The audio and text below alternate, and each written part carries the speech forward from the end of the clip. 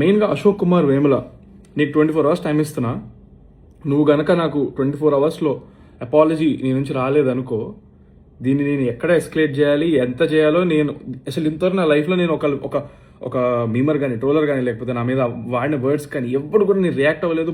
అంటే బాధ ఎక్స్ప్రెస్ చేయలేదు, ఎక్కడ ఏ సింపతి కోరుకోలేదు, లేకపోతే కంప్లైంట్ అనేది కానీ రచ్చ కానీ ఏం చేయలేదు. ఎందుకంటే ఎవరు ఏమన్నా సరే నన్ను అన్నారు, నన్నే అన్నారు, నేను లైట్ తీసుకున్నాను. I took it as all as criticism. కొద్దిసేపటి క్రితం హీరో కానీ హీరో లాంటి హీరో కావాలనుకునే హీరో చంద్రహాస్ అనే వ్యక్తి ఒక వీడియో పెట్టాడు నన్ను బెదిరిస్తూ. అతని వీడియోలో చెప్పిన అశోక్ వేములపల్లి నేనే. ఎర్రరే నీకుందర రే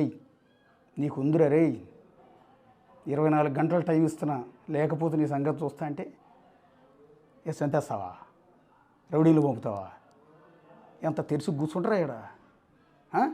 నువ్వు 4 దెబ్బలు కొడితే 2 దెబ్బలు కొట్టలేనా నేను? నీకే లాయర్లు ఉంటారా, నాకు లాయర్లు ఉంటారా? నీకే పోలీస్ స్టేషన్లో, నాకే పోలీస్ స్టేషన్లో ఉండవా? బూతులు మాట్లాడింది, తప్పు మాట్లాడేది నువ్వు కదా, నీ మీద కదా అసలు కేసు పెట్టాల్సింది. యాక్చువల్లీ పోలీసులు సుమోటోగా నీ మీద కేసు తీసుకోవాలి. ఈ పబ్లిక్ ప్లేస్లో ఈ న్యూసెన్స్ ఏందిరా అని నీ మీద సుమోటోగా కేసు తీసుకోవాలి. ఎవరైనా లాయర్లు నీ మీద అసలు కేసు పెట్టాలి, ఈ పాటికే కోర్టులో కేసు వేయాలి, ఇలాంటి వల్గర్ లాంగ్వేజ్ నిషేధించాలి అని. నీకు తెలుసా నువ్వు ఎంత తప్పు చేసావో? అది తెలుసుకుంటే బాగుంటుంది యాక్చువల్లీ. సో నాలాంటి వాడు పెట్టాడు, నా ఆవేదన చెప్పాడు, నాకు కడుపు మండింది చెప్పా.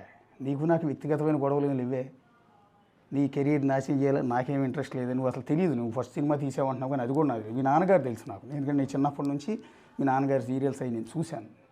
ఆయన నాకు నోటెడ్, నువ్వు నిజంగా నోటెడ్ కాదు.